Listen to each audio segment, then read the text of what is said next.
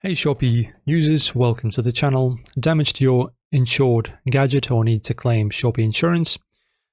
Little warning, always use official Shopee channels to avoid scams.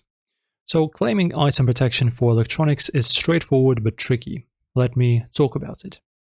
So guys, if you're using the app, open it and tap on Me, then view purchase history. Select the order with item protection, like electronics or gadget protection, and tap View Details. Click on Claim to see your policy details. You must claim within 90 days of the incident, like accidental or liquid damage, so act quickly. Log into the Igloo portal or xcover.com using your Shopee registered mobile number or email. Enter the one-time password sent to you. Select your policy, then fill in the details. Upload a photo of the damaged device, proof of purchase, and, if repaired, a repair receipt. Submit the claim. Save screenshots. Some users report denials due to picky rules, so document everything.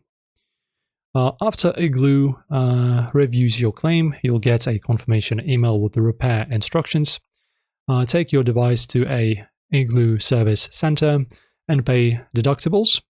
For other repair shops, pay upfront and submit repair details within 7 days.